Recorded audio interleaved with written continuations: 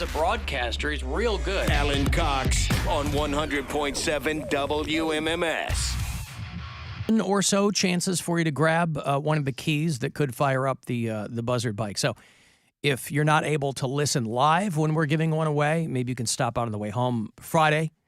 It'll be set up at the Happy Moose, which is on Reynolds Road in Menor.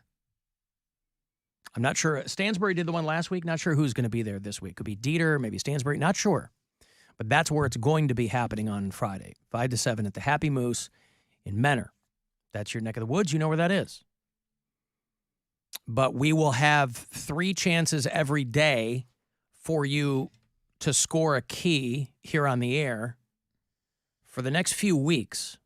I think mid-July is when we'll stop handing out keys, and then we'll give away the Buzzard bike shortly after that, courtesy of Budweiser and WMMS. Guardians are in Kansas City. They will play the Royals tonight at 8:10 here on MMS. 7:40 is when pregame will begin. You got another few days remaining. I only remember this because people hit me up about it. Otherwise, I would mention it more frequently. Over at CLE Clothing Company, I think it was something that they had dropped a new Buzzard shirt or something, as they will often do. You can still use the promo code SUMMER for 20% off. This Friday, of course, the last day of June. And then we'll have a new word for you in July. Now, I'm gone all next week, so I'm not going to know what that July. I'll tweet it out or something, or Instagram, whatever, if you want to get the jump on it for the 4th. Maybe I'll get it early. I'd love to get it early. Sometimes it doesn't always happen, but you can use summer for the remainder of this month through Friday, and that'll get you 20% off. Not just Buzzard stuff. Whatever you want from CLE Clothing Company, you can use summer, whether it's in store, online, whatever. Get you 20% off. Well, you could cut the anticipation with a knife, but they have officially announced that Ryan Seacrest will be the new host of Wheel of Fortune. I don't think there's any big surprise there. He was pretty much considered to be the favorite. And again, whatever you think of Ryan Seacrest, you have got to give it up for this guy. One wheel. Correct. You've got to give it up for this guy who has positioned himself in such a way that he has benefited from the passing, either dying or just the career, someone retiring. These old school guys, whether it's Dick Clark, whether it's Pat Sajak, whether it's Regis Philbin, Ryan Seacrest, because he takes the shape of whatever you pour him into. Be like water. You know. He has been named the new host of Wheel of Fortune. Now, I don't know if they'll keep Vanna White. I don't know anything about it, but I thought for sure, I was like, boy, I could see them giving this show a whole new vibe. And Vanna White saying, I want a lot more money to stay with the show. I could see them going, nah, we'll just put Sajak's daughter in there. But Ryan Seacrest did that Kelly and Regis thing for a bunch of years. But that was in New York. And he does a show for this company in Los Angeles. It's funny, we got an email internally. It said, one of our own gets a new gig. I'm like, that's sweet. I know you're flying the company flag, but Ryan Seacrest has not been one of us for a long time. Just because he does a show for this company, we're not even breathing the same air as Ryan Seacrest. So I would like to congratulate my coworker Ryan Seacrest on the new gig. If you need someone that wants to break the barrier of being a letter turner, someone that's not attractive, someone that or a female isn't female, hit me up. I'll go push those buttons. I think I would be great at that job. You really want to mix it up in a game show. Get a white guy turning those letters. That's what I'm saying. Get Bill Squire in there. Get me in there. Come on. Everybody else is zigging. On. Ryan Seacrest, we've worked together for over 10 years. It's time I've been helping you out. What have you done for me, Seacrest? How have you helped him out? Man, I'm always doing stuff for Ryan Seacrest. I was like, make sure that he's on. Make sure that he's on. Yeah, he's on air with Ryan all the Seacrest. haircuts he needs. Yeah, man. For radio. I got, a lot of people crap on Ryan Seacrest. I got no criticisms for Ryan Seacrest. I don't consider him like a radio guy. That is where he got started. But I mean, had he kept it to radio, I don't think we'd know who he was. So television was really the springboard for Ryan Seacrest, and he's a good-looking dude. I would have known you if you just did radio. I'd know who you are. Bill would have known. I'm sure we'll send off a tape of this to Ryan, and he can listen to it, and maybe he'll consider that. So I don't know. I don't know what they have planned over there. It seems to me that there's obviously one of two ways they can go. They can say, hey, Pat Sajak hosted this show for 40 years, along with Vanna White. And I'll do it for 30% more than what Vanna's getting paid because I want to make sure we keep that pay gap intact. 30% more yes. than Vanna White. Yeah.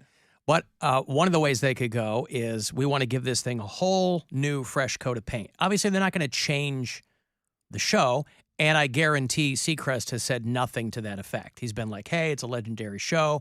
We shouldn't change anything. I'll just go in there. But is it going to be him and Vanna? I don't know. I mean, maybe. Anytime something like that changes, there's people who rail against it. There's people still bitching. I'm among them about Jeopardy. Every time Mayim Bialik walks, I go, God damn it, Mayim Bialik. Where's McKen Jennings? Do I have a vested interest in either of them? I do not. But something about that Mayim Bialik rubs me the wrong way. And I don't even know what it is. And that's unfair to her. I don't know what it is. But I'm a regular Jeopardy viewer. It's so weird. We were watching last night. It's a show for old people, so that makes sense. Yeah, maybe. I just like to learn things. And we were watching Jeopardy last night. Me too. That's why I do those puzzles on the top of the caps of Mickey's. Rhombus. Rebus. Oh, wow. Rhombus. She doesn't know. It was a She's joke. playing. Yeah, I don't know about that. No, She's right. playing. She knows. I know. But we're watching Jeopardy, and the categories on that show now, they're either like colors or 16th century United Kingdom, political parties or what. So they really, it goes beyond running the gamut. I mean, they're the opposite. So anyway, so they had a category for scientists last night, and everybody, all the contestants go at it dead last because one of the other categories was like TV heroes or whatever. And you can kind of see who's going to go for what based on what their area of expertise might be. Last night they had a guy who was like a cheesemonger or something. The girl who has been winning is a librarian from Columbus. Oh. So you figure she's going to know a lot of stuff. But it's interesting. I was telling Gwen, I go, it's weird how some names from history embed themselves into your brain and others don't. And I'll give you an example. There was a question there in Scientists, right? Tycho Brahe, if you remember, those of you who remember your 16th century Danish astronomers, I know you all do.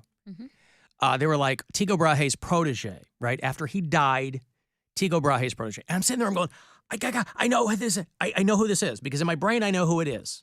I know it's Johannes Kepler. I could not, however, conjure that name. You're so stupid. Everybody knows it's Johannes grow up. Kepler. What an idiot. That's what I'm saying. You guys know it, the Kepler telescope and the whole thing, right?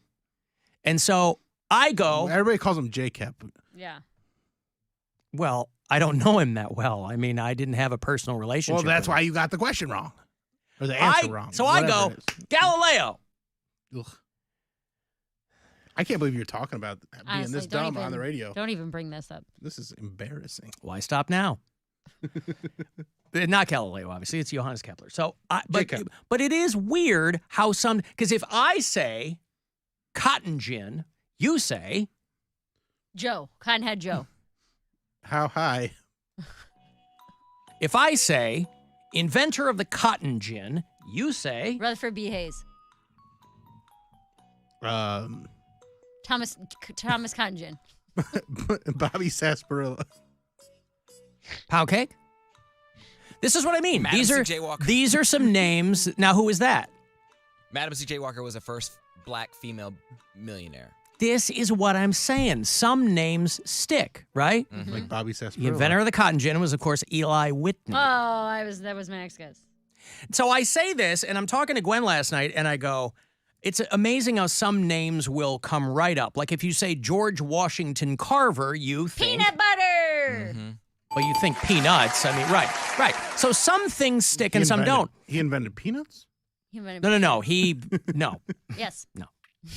He was the guy. But people associate him with peanuts because that's what farmers started when he developed the I'm gonna be planting methods or whatever. I'm gonna be 100% honest right now. This is the first time I've ever heard his name. That's not There's true. no way. I'm not done.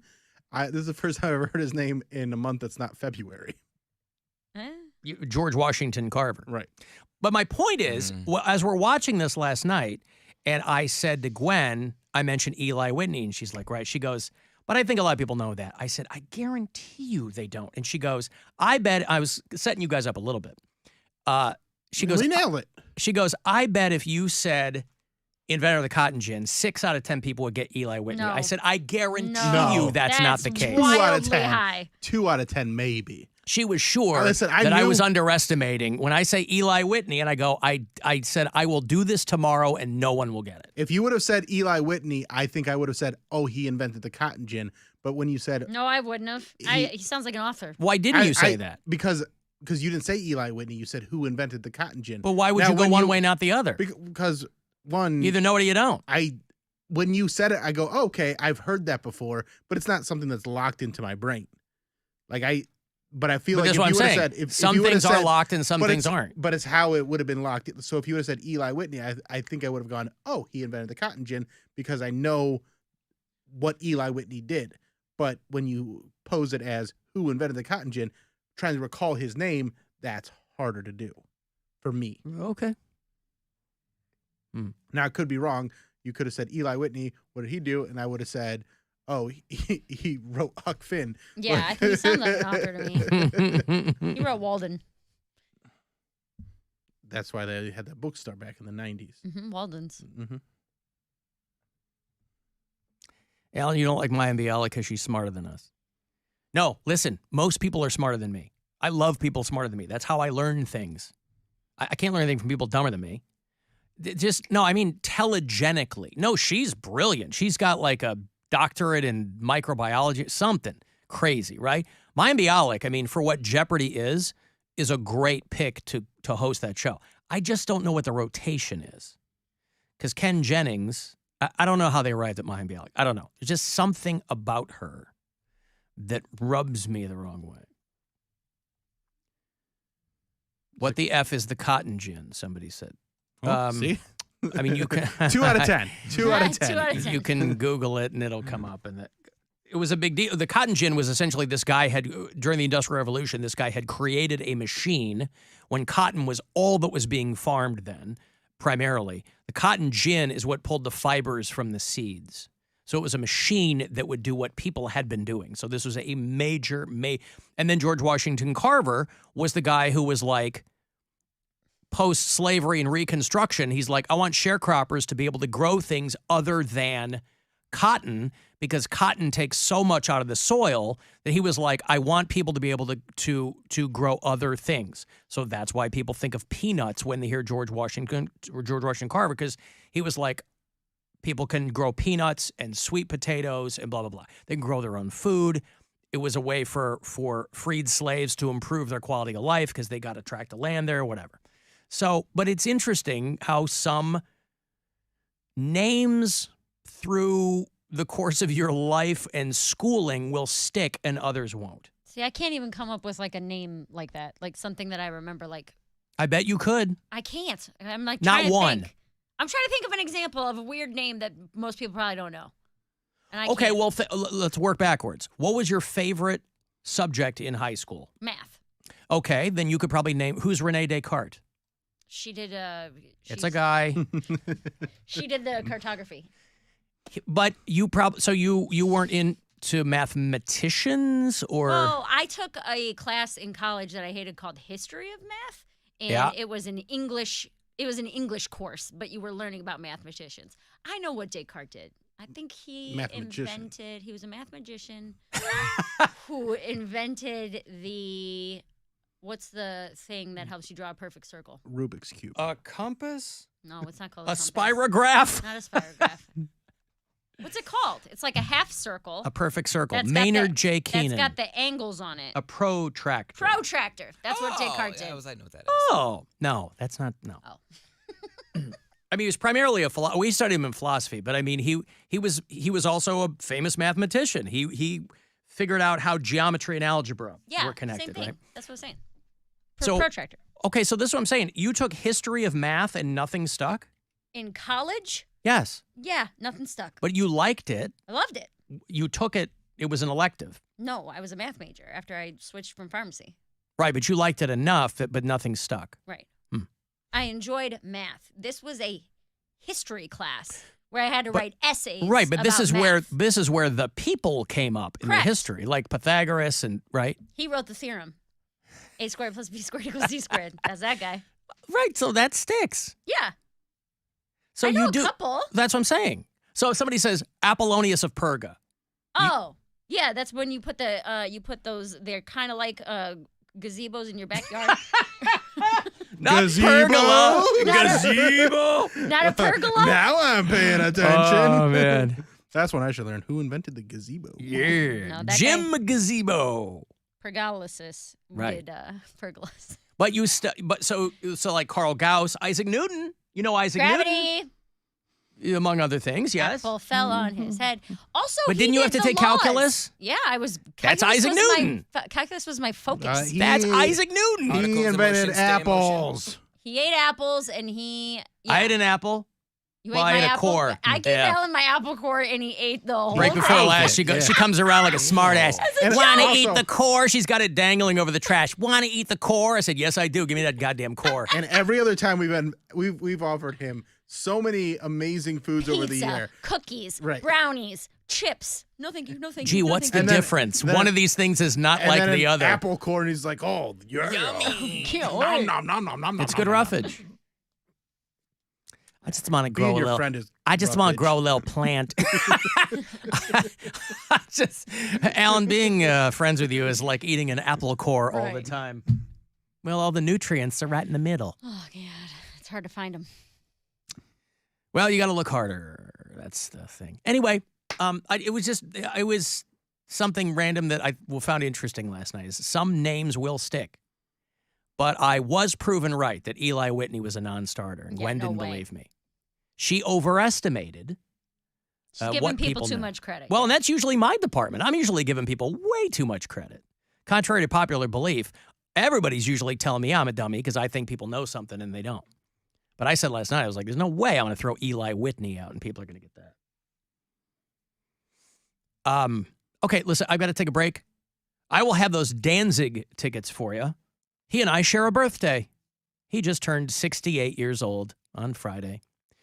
But he's coming back to do the Masonic. So if you're a Danzig fan, he's back on the road and coming to Cleveland. So that's coming up. It's the Alan Cox Show. On our free iHeartRadio app and your favorite smart device. Just tell it,